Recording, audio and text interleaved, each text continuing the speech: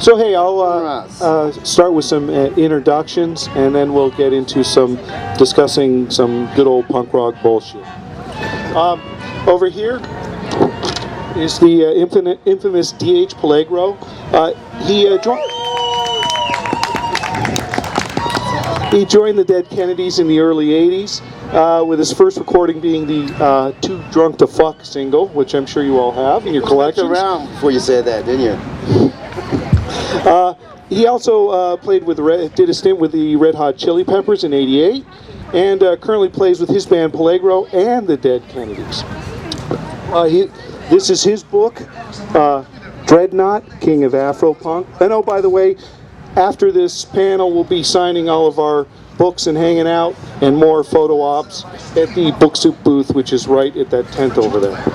Okay, so hey, welcome aboard, DH. Thanks for coming. Hello, I'm DH Peligro. Hello. Hello. Okay, and next to DH is Jack Grisham, author, entertainer, and provocateur. Liar. He's the oh no, I've seen you start shit, right? I mean, this is the guy. If you've seen the documentary American Hardcore, he's the guy who went to the middle class gig and paid to get in the gig with a pipe bomb. And then when they didn't believe him, he took his other pipe bomb and he demonstrated it down the street. That's provocateur. He's the lead singer of the OC-based hardcore punk band T.S.O.L. WEHO. They just got off a little East Coast swing. Nice. And Jack has written the novel American Demon, story of evil, poor intent, of demons and gods, and a life spent of self-destruction of others, which I'm sure this whole crowd can get off on. So, hey, thank you, Jack. Thanks for coming down. And then next to that is my friend David Markey. David Marley, excuse me. Dave started making films and zines as a child in mid-'70s Santa Monica, and was able to parlay those talents as the Southern California hardcore punk rock scene blew up around him in the early '80s. Thanks to Jack and DH. And a cast of thousands. He played drums in the band Sin 34 and Painted Willie, and directed many films, including Desperate Teenage Love Dolls, 1991, The Year Punk Broke, and most recently the Circle Jerks documentary, My Career as a Jerk. He also has a CD out with collaborations with various musicians called The Volume Infinite, and has writings and photos in the book We Got Power, Hardcore Punk Zines from this. And that's, Dave and I had a fanzine called We Got Power Magazine, and this is the book we put out. It's got pictures and words and mazes and crossword puzzles and stuff like that. So, Thank you, Jordan. Let's get started. So, we had some title, right? This, our Disaffected Youth. Of course, we may Disaffected Youth. Yeah, we may still be disaffected, but we're well past the youth. But what I kind of wanted to perhaps as a theme, and we can jump off wherever we want, but it seems like punk is a legitimate art form, and American hardcore punk rock, which has the hardcore punk rock has its root as an important root of that whole punk art form thing. And American hardcore punk really happened here in Southern California, and it plays an important part of the genre. So I wanted to kind of get into, what made the early '80s hardcore punk rock, why was that so impactful, and how does it relate to today? Is there any connection between the two? Well, it also started in San Francisco as well. Of course, like, I'm not. Just like some of the bands I saw there it was like. Flipper. It was, Flipper and DNA, and the thing was the SSI and Avengers. The Nuns, the Mutants, Dills, Go-Go's, all those bands were all encompassing. But the thing was, like, it wasn't like about necessarily being a veritable virtuoso on your drums or your guitar, and it was just sort of an attitude and people being free to play music or to perform art or do a performance art piece or just do something, as opposed to like having to look some cookie cutter way and fit into some mold that we knew we would never fit into. that it was just, you know, that the scene just started, and it started from punk rock, and it just opened up a world. Like, I mean, Yep. So, we have everything from drag queens riding tricycles, you know, at the MAB and different places, to people who just didn't know how to play their instruments at all and just get up and make noise for 20 minutes, and that was just kind of, you know, how the scene started. So hey, Jack. So yeah, people were just kind of had stuff they needed to get out there. But back then, in early 80s or whatever, when you were doing T.S.O.L., there weren't a lot, you couldn't get it out. Not as many people could even hear your music, even if they wanted to back then, right? The kind of the way to produce a record or get the word out there is a lot different than today. Can you talk a little bit about that? Yeah, I don't know. I'm here to listen to DH. I have no credibility. Well, A lot of this, thinking about this, I was just a effed up kid.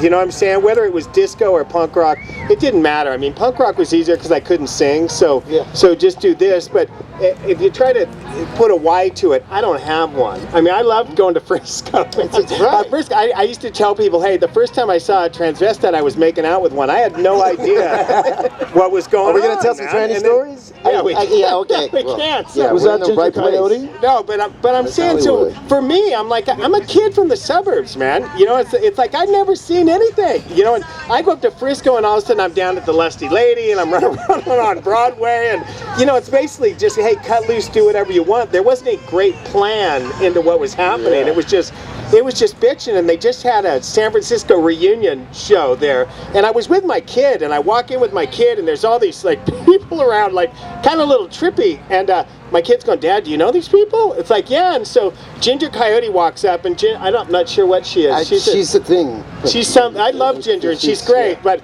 so You know she comes Ginger. up to my kid, and Ginger's like as big as I am, right? She's like a big mannish Linebacker. thing, and so she goes to my daughter, she goes, is this your father?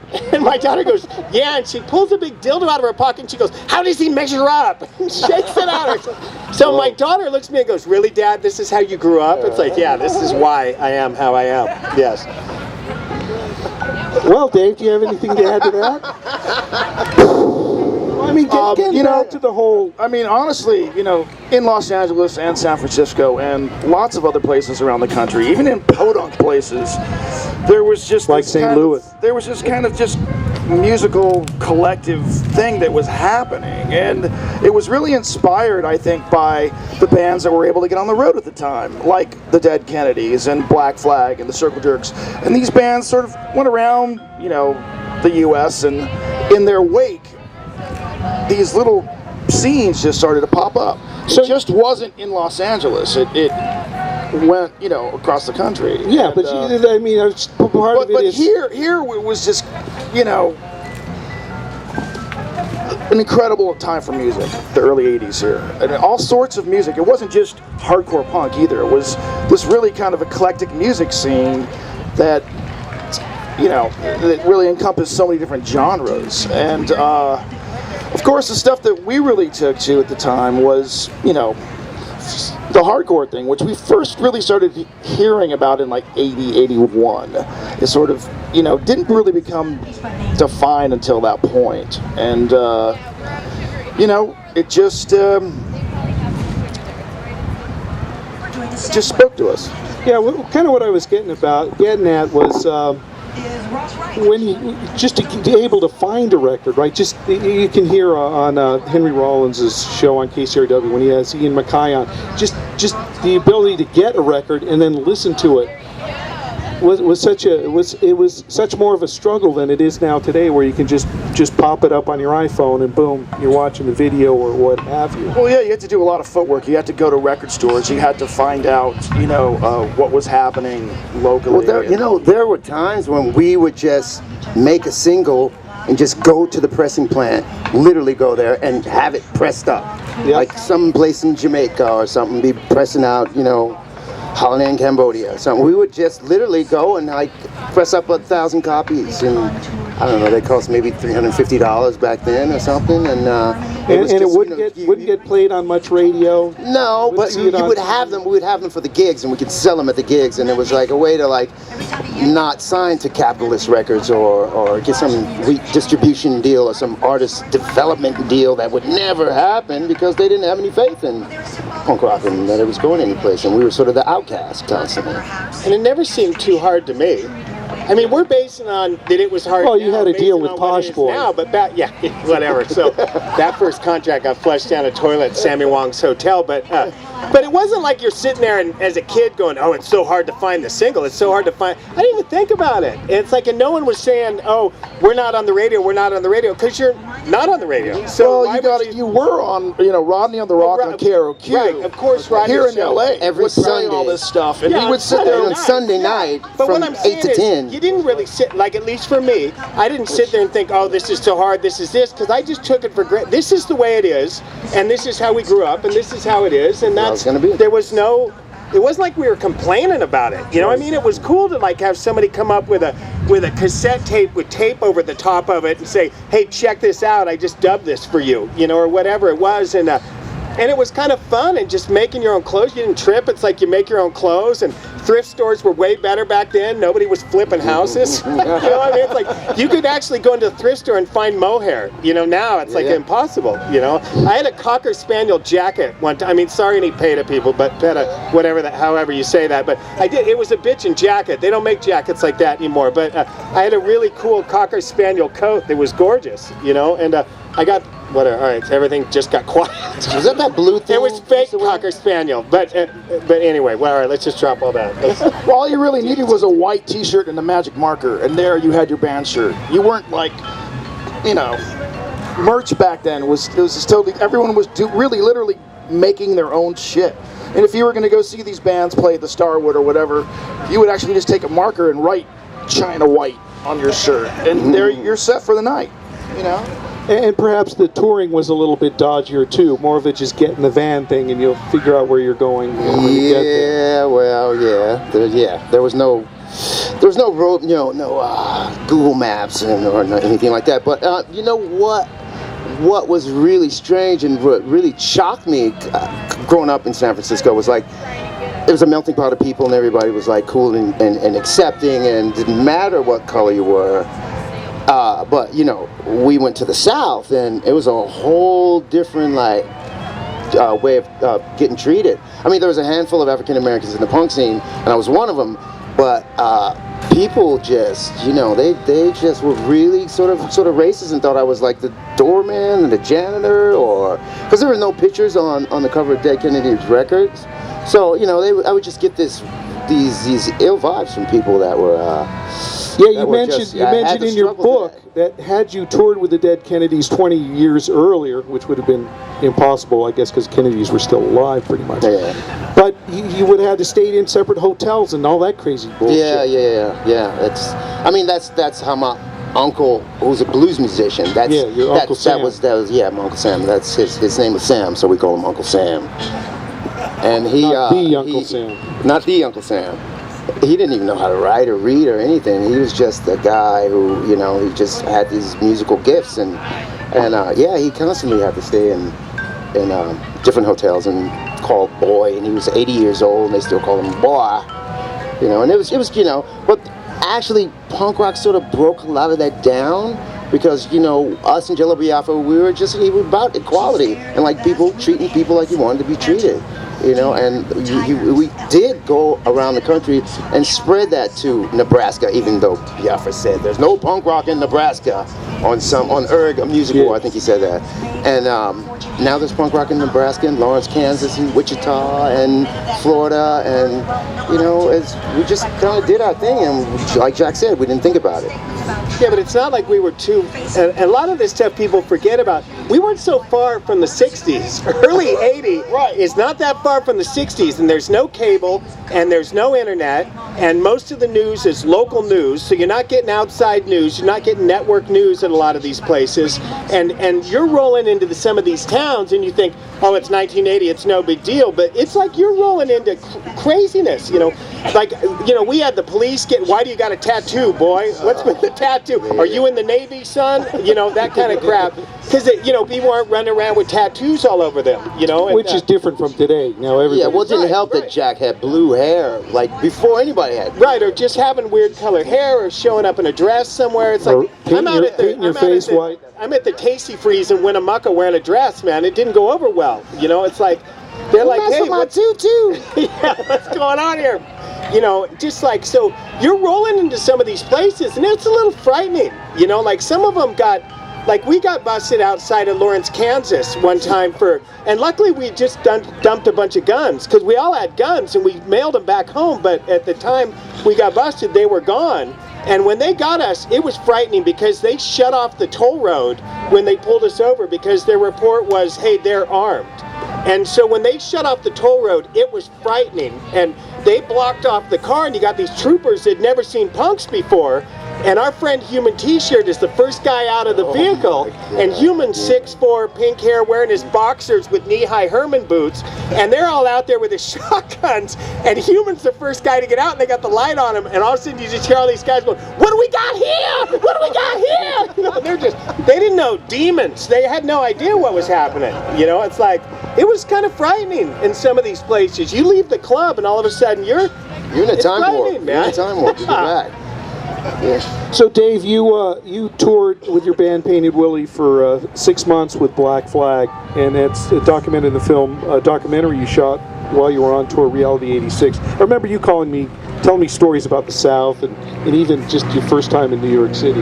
Yeah, you know, it was interesting to, you know, be able to finally get on the road and get out of LA, because growing up here, you know, my whole life was spent, I was thinking Los Angeles was like the rest of the United States. I just assumed that because I hadn't been out and experienced. But then when you actually get on the road, you see how different things are in states like Florida and Texas, and just you know, it's not like Los Angeles out there. And you know, I mean, even in LA, even going, you know, when we first got out of our little bubble down in suburban Santa Monica and started going to punk rock shows in Watts, you know, we're seeing parts of town, acid. Yeah, dropping acid in Watts, thinking that's a good idea, you know. You know, I mean, It was a nice day.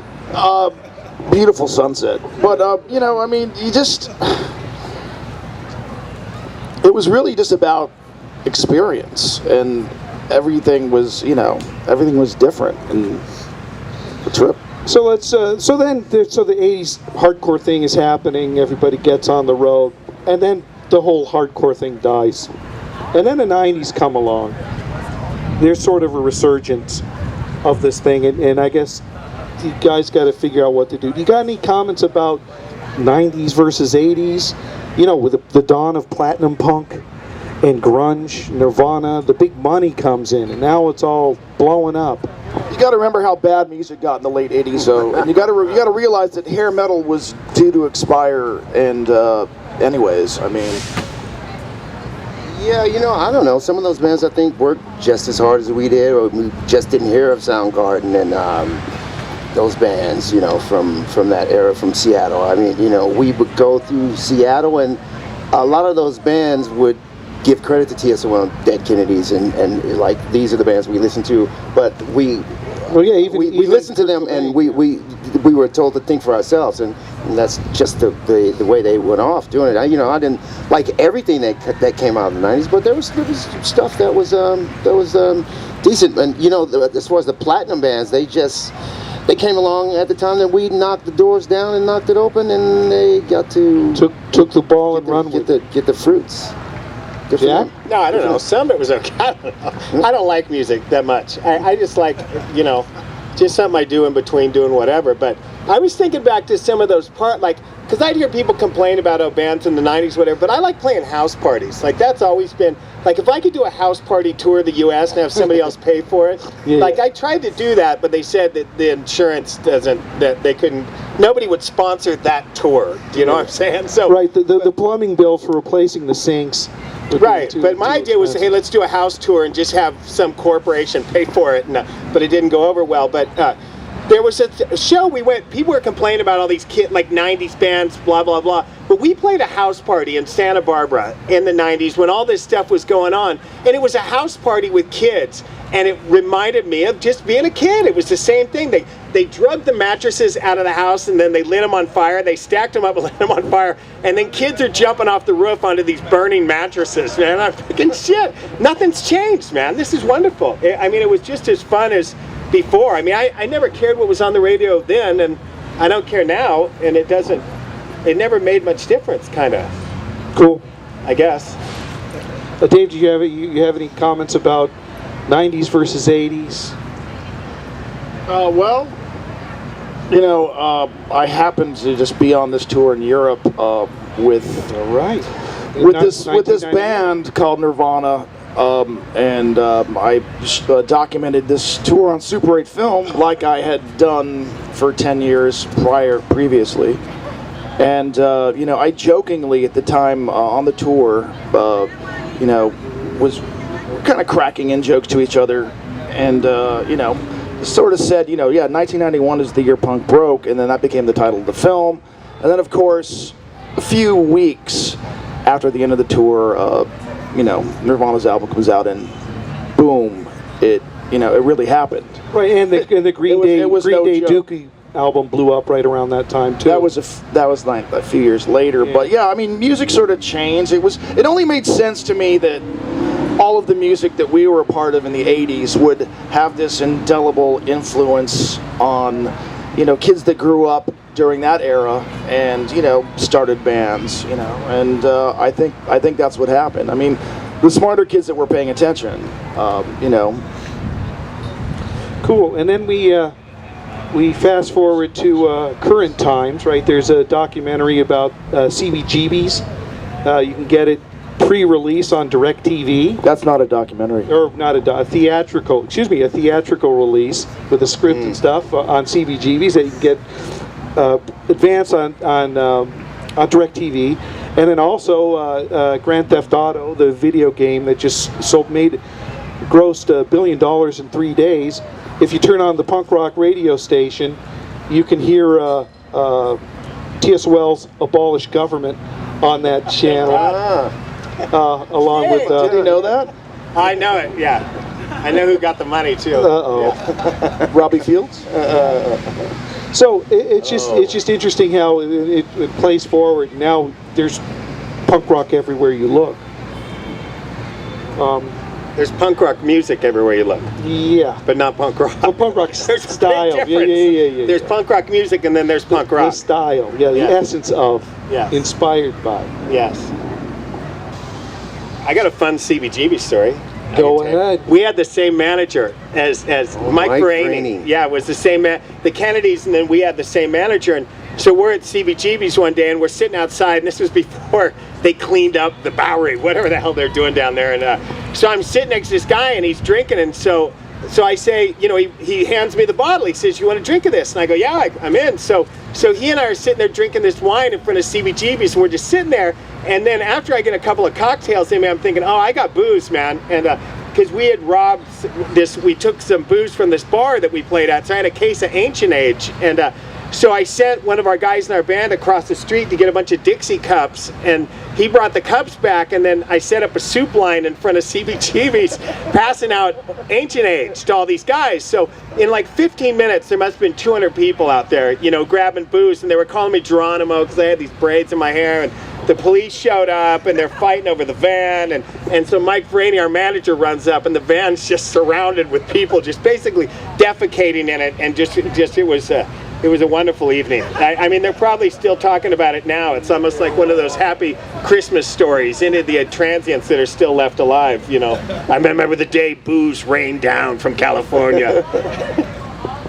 That was our van. Whatever. We shared that van, didn't we? No, it's the motorhome. It's a motorhome, yeah. You got the motor. That's right. Yeah. That's right.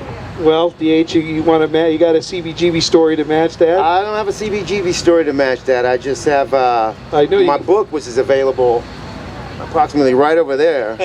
And there's plenty. It looks like this. It looks like that. Plenty of stories in there. And I won't have to bore you with any details right now. You can read the book and just buy one, and I'll be happy to sign it for you right over there. Actually, jumping back to one thing I wanted to bring up, then we'll kind of get into where you guys are at now, and then take some questions. But one real heavy thing in the book on the racism front was when you were in I guess it was your first tour of Europe with the German tour manager, Christian Plappa. Yeah, he was denied the Holocaust, and you kind of sorted that. Can you tell that story real quick? No, first off, we get this guy. His name is Christian Plappa. Yeah, he's driving the van, and we tell him to stop here and stop there. He goes, "Nein, we cannot stop. That is not in the schedule." And we're like, "Hey, asshole, you work for us. We don't work for you." So we asked him to take us to Dachau, and apparently he was like, "What is this place? It doesn't exist. I don't know this place." It's like, it's in Dachau, you know. And we were going to Osnabrück or something. It was not on the way, but it was kind of on the way. And we said we wanted to see the concentration camp. And apparently, in the German history books, it's not in their history books. And he was just, when he finally saw it, he was just kind of flabbergasted that it existed. Because, you know, there's just so much denial over this thing, and you know, we all know that it happened and it is going on, and he just kind of sat there in disbelief over the whole thing. You know, it was that was a heavy story. So, where are you at today? What are you doing now? Today I'm doing some gigs with Peligro. My band is playing around, and I just released an EP. Virally, and it'll be downloaded, I'm sure, soon. And what's your site on the internet? PeligroTheBand.com. There you go. And XXXDH Peligro on Twitter, and you live down here now? Yeah, I live in Los Angeles. I lived here for like 25 years now. I think, yeah, for a long time. Cool. So hey, and I just have a film that's in production coming out called Dump, where I play this sort of Mike the Orderly, which will be coming out soon. I'm a sexual, like, deviant kind of guy. Kind of like the stuff in the book. Kind of like the guy, the ladies' man. So Jack, what are you up to these days? Writing. Hey, well, you did some gigs with Flag. Yeah, I just got done. I just went from. I was in South America and then took off. I was in South America for a while and then in Europe. That was interesting. I was actually in Sao Paulo during the riots, and it was crazy because there was. And you didn't start them. No. It was crazy. I mean, whatever. That's like the land of happy slaves. I mean, it's really gnarly down there. I mean, I don't want to go into all that, but whatever. But we were in Sao Paulo during the riots, and there's 1 million people in the streets. So 1/10 of the city was actually in the street. And I called up here and I said, "Hey, are you guys watching this, man? I mean, there's buses getting flipped over, there's fires." They go, "This is like out of control." They go, "Yeah, they said there's 20,000 students rioting." I go, "You're nuts, man. This is 1 million people in the streets." And it was unbelievable. And the reports we got, they covered nothing of it. No, I mean, it was basically for what was actually going on. And it was really wild. So I was down there through all those riots, and we'd come out of the club and there'd be buses burning in front of the club. It was really wild. And then I was in Europe for a month, and then just got back from the East Coast, and wrote 2 books. I wrote the first one, American Demon, that came out a year or 2 ago, and then I just wrote one that just came out called Untamed. It's like a collection of short stories, and then I got 3 or 4 more at home that I'm finishing. So I just keep learning how to write. Writing's, I don't know, whatever. Anyway, it's interesting. Yeah, but I guess up here it's easier to talk about old punk rock stories. So Dave, what are you up to? Well, you know, we are going to Phoenix next weekend. Jordan Schwartz and I did this book last year called We Got Power. And we had a gallery show last year at Track 16 in Santa Monica, and we're taking that show. Actually, the show is actually already going on in Phoenix right now, but we will be there next weekend, and I will be screening films and signing books and continuing to do it myself, you know, for my 3rd or 4th decade in on this shit. Cool. Well, let's see. Does anybody out in the crowd have some questions? I'm sure Somebody's got something. Questions, anybody? Anybody? There we go. There's,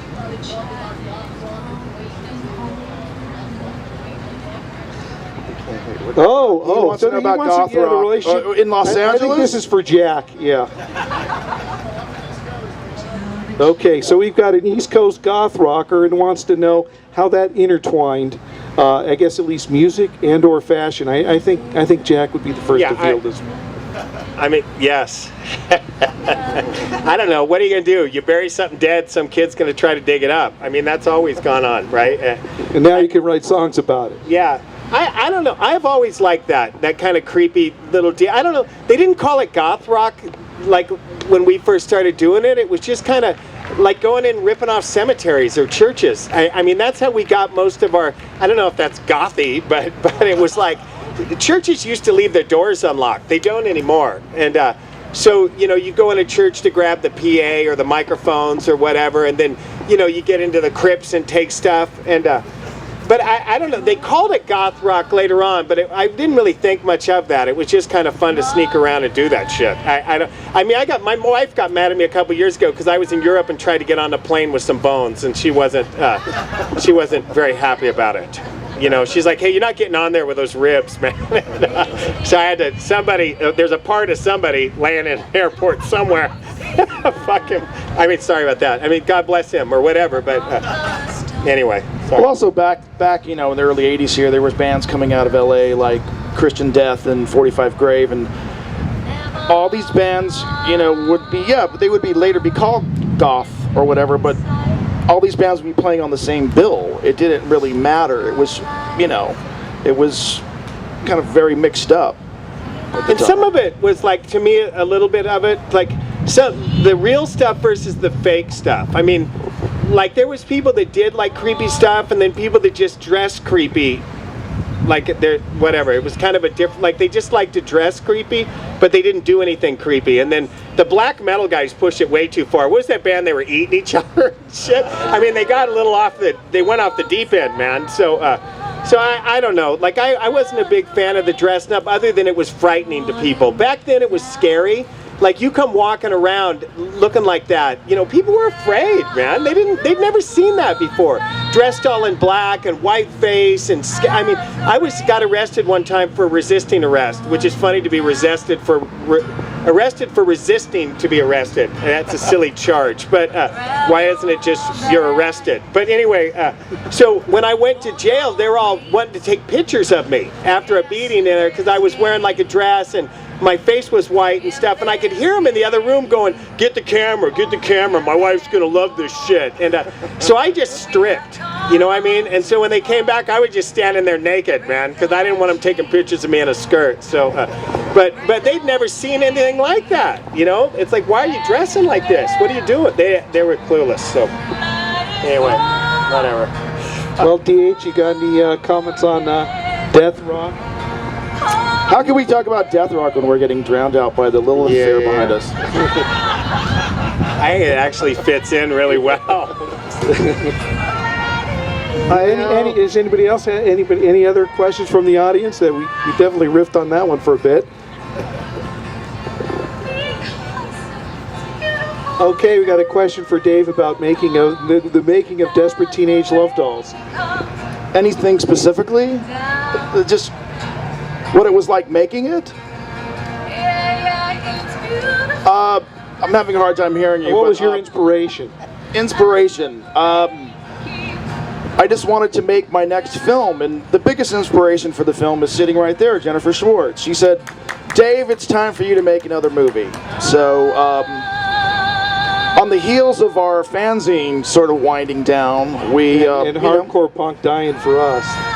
Yeah, it just, the scene music is always changing and shifting and evolving. But I mean, I think I was always interested in film. I'd been making film since I was 11 years old. So that was just this idea that we had, and just started riffing on it, started shooting it before we even knew what we were doing, and really made it up as we went along. And it's kind of the story with that film. Any other questions? I thought I saw some other hands out there. Hey, there's one. Go ahead. Yeah, hey, Jack. What was that? You're going to run for public office again.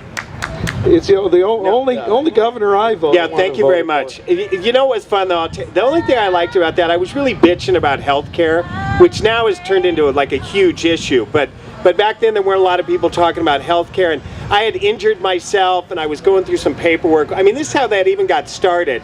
And basically, I was in a position where I was having trouble getting insurance or whatever, and I was told by someone, they go, are you married? And I go, yeah. And they go, well, if you left your wife, we could insure you. And I'm like, you know what, that's ridiculous. So that's how I even got involved in that. And so, but what I really used it for is I went into a lot of schools and just basically talked to kids about how to get involved. And there were a lot of also some issues that were really hot at the time. There were immigration issues or whatever. And like, I have young kids, so I was thinking about these kids, like, what are they listening to? Or they're hearing these people talk with this venom and everything. So I went into a lot of these schools and told these kids, hey, you matter and you count, and here's how to get involved. And basically that's what I did. And there was really, I was at this one school in Santa Ana, and they got like all the third grade classes together. So third and fourth grade, these aren't voting age. I'm not going in there to get votes, right? So to talk to these kids how to get involved, and my daughter wouldn't let go of me. I got my daughter with me, and she's 5 at the time, and my mom didn't show up to babysit for me, so I got to bring my kid into this school, and I'm at the auditorium, and all these kids are lined up, and my daughter won't let go of my back. She's like hanging on to me like they couldn't pry her off. So I just started talking why she's hanging on, and I'm saying, look, this is my kid, I'm a dad like your kid, whatever. So she slides down my back, and in the middle of all these talks with these kids, she bites my ass as hard as she possibly can. I mean, with solid, 5-year-old teeth bite in my ass, and I scream shit as loud as I can in this class, and the kids just went nuts, man. And but so basically that running for office is foul and dirty, and it left a terrible taste in my mouth. So anyway, never again. You have a question over here?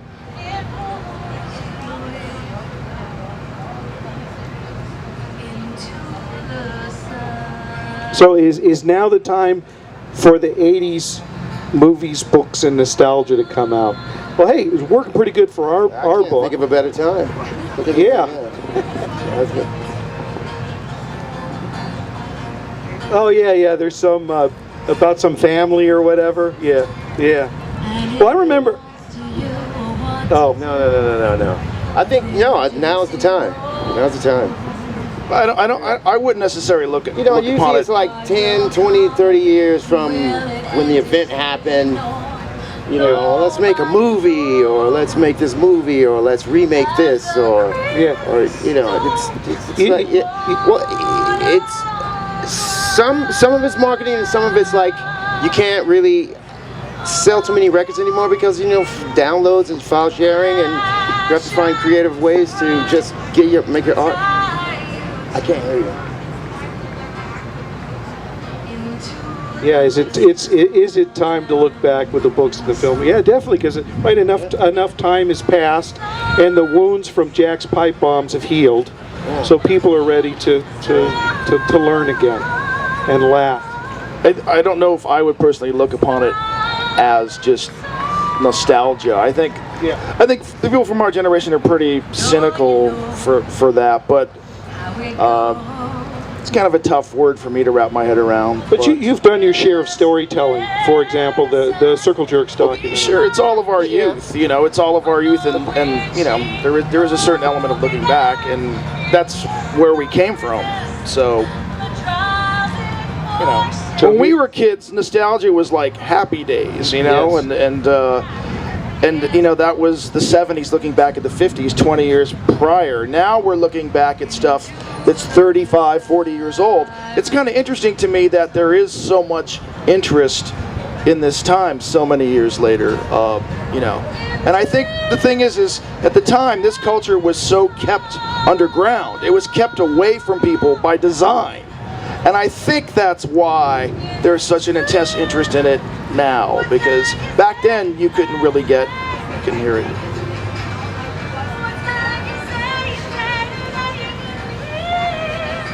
Yeah, well, no, definitely things are still screwed up, that's for sure. I think now it's much more deeper. It just seeped into culture in a much more kind of profound way, and you know.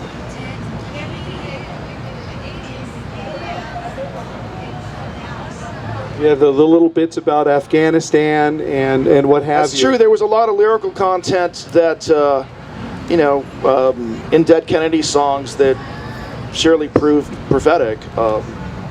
Protests were happening on a regular basis in San Francisco, like all the time. Rock Against Reagan, the Gay Day Parade. Like it was always like, Moscone Milk. That whole thing. It was always something. People in Berkeley and San Francisco were always protesting. Now, it's kind of like spread across the globe. Now, I was in Brazil 2 months before Jack was there, and they were saying, we can't protest here. The cops will kill us. And 2 months later, he's telling me that there's just riots in Sao Paulo. I was just in Sao Paulo. And they were saying, look, this is the government building. You can't get near it. It was cordoned off and blocked off. And now, there's buses on fire. So, I hope so. I think the more you try to suppress something, the more you try to push something down, the more of a reaction there's going to be on the other end of it. Any other questions? Over here. Quite a big record that I was promoting. Was working a little bit, and then I had a baby. No.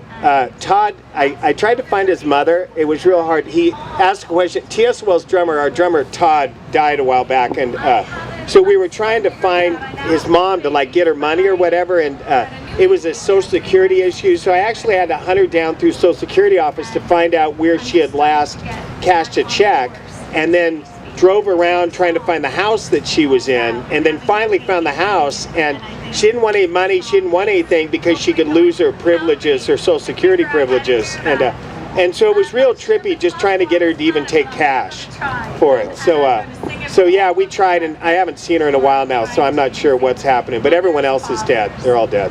Brothers, sisters, sons, daughters, alive. This is called one more jump on the horse's back. Because it's way more. It moves better. freeing. Oh, what? He's talking about a dress. Because it's not. It doesn't have anything with whatever. I mean, I've been downtown on the bus a couple of times. So I'm saying, it's not. It's more comfortable to wear a skirt, man, than it is to wear pants. Pants blow. It's just not. It's not comfortable, and especially you're running around on stage. And I got claustrophobia anyway, so throwing a nice skirt on, is better. But I'm big now, so. I can't get my clothes as easily. It's like, I walk into Lane Bryant, it's like, come on, dude, fuck, what are you doing in here, man? It's like, so I go to thrift stores and try to find, but I just got a great skirt down at Alvera Street, like this black and white that fits wonderfully. And it's just comfortable. I mean, that's all it is. It's just, I mean, I don't wear a bra. I don't wear a thong, but I wear it, the skirt is very comfortable. It's not, it's easy to do stuff in. You're just into free balling it. I wear underwear, man. I got in trouble.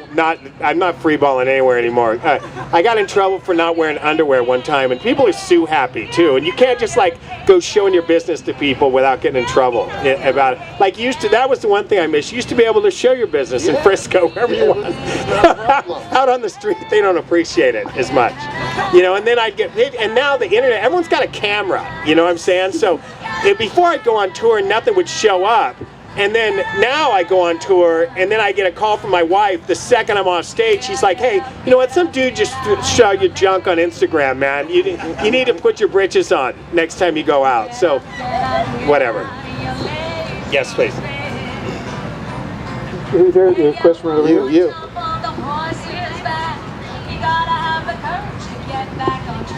Well, yeah, hey, the question was for DH tell us a little bit about your time with the Chili Peppers. Interesting story in the book. Oh, yeah. Well, I just knew those guys from, they would come to San Francisco and visit me and hang out with me. And so we were kind of friends before I even joined the band. And they just one day come over to my house and asked me to join the band. And they had a whole college touring circuit. So I thought they were big rock stars, but I didn't care. I said, I'll think about it. MTV was playing, Warrant or something at the time. And I was smoking a lot of weed and doing nothing. And I just, I joined them, and it was a tumultuous time because Hillel had just died, Anthony was in and out of rehab. I was on a trip straight to hell, and it was kind of working. And you know, we had Blackbird McKnight at the time, and John Frusciante had just come in the band, and it was this brotherhood that sort of became one-sided, and I was on this side, and they were on that side pointing the finger at me. And you know, not because of something I did or didn't do. It's that's just the way it ended up. But previous to that, prior to that, we had a lot of great times just touring and being on the road with Nicky Beat as our drum tech. And How long were you in the band? I think it was like nearly 2 years, or Really? Yeah, a year or 2 years. I was really high back then, so I don't know. Yeah, but it is well documented. It might have been It's a well month. Seemed like documented in the book. 1,000 years. It is well documented in the book. Yeah. And I guess you were good buddies with Flea. You used to hike up in the Hollywood Hills with him and hang out on Melrose. When you could get to the sign, actually, you could go up to the sign and climb up the O or the H or the L, and yeah. We oh God, I just don't want to give away everything in the book, but yeah, we had a lot of great times together, and we just kind of tooled around Hollywood and went to Power Tools and all these different clubs, and just for like punk rock rap scallions, just doing an LA thing. It was And you got fun. then you got to play some funk. We got to play some serious fun, some funky punky stuff. One last question. Anyone? Bueller? Okay. Well. Oh, hey. Here you go.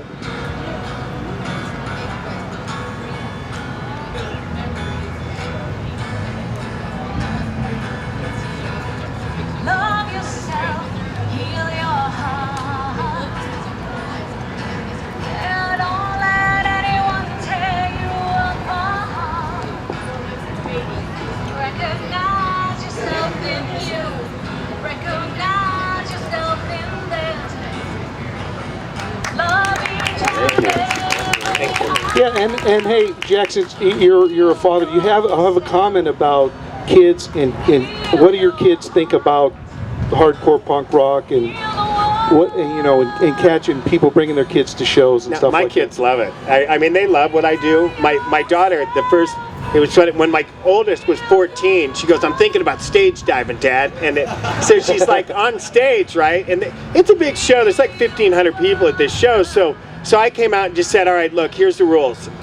My kid's gonna take a dive," and then I told her I'd give her $50 if she did it, right? Yeah, So allowance. I said, "Oh, I'm in for 50. If you do it, I'll give you 50." But so then I warned everybody. I said, "Look, my kid's gonna take a dive, but I'm telling you, if I see anybody grab her tit, grab her ass, whatever, I'm gonna stomp your teeth out. I'm watching right now, so she better land soft and she better walk away clean, man." So I told her I'll give her 50 for it. So she runs right up the front of the stage, and I was proud of her because she didn't go off feet first. She like swan dove into the crowd. So I was stoked. And then she comes back and she got a little bit of a beating. And then she comes back up and she holds out her hand and she goes, "Where's my 50? I'm like, "Nah, that's lesson 2, baby." No money from Dad. So, but whatever. They love it. My kids go to school, and my youngest now, well, not my youngest guy, I got 5 kids now, but my 13-year-old goes to school, and her teachers go, "Oh, I know your dad. Will you get me a t-shirt? Hey, can you get me on the show?" Because where we live, they like me. You know what I'm saying? So it's nice. It's nice. And they'll vote for you someday. So hey, I wanted to first thank the crowd for coming out and hanging out with us. A lot of great questions. Thank you. Thank you, D.H. Peligro. His new book, Afropunk, will be over there. Thank you, Jack Dreadnought, King Grisham. of Afropunk. Yeah, sorry, I'm a little nervous. I don't know why now. Thank you, Jack Grisham. And thank you, Dave Markey. We're going to retreat over to this tent over here and sign some books at the Book Soup tent right now. Thank you very much. Thanks, Thank you. everyone. And thank you, Jordan Schwartz, Thank for you. being the moderator of our Disaffected Youth. Yes. Take my name tag and give it.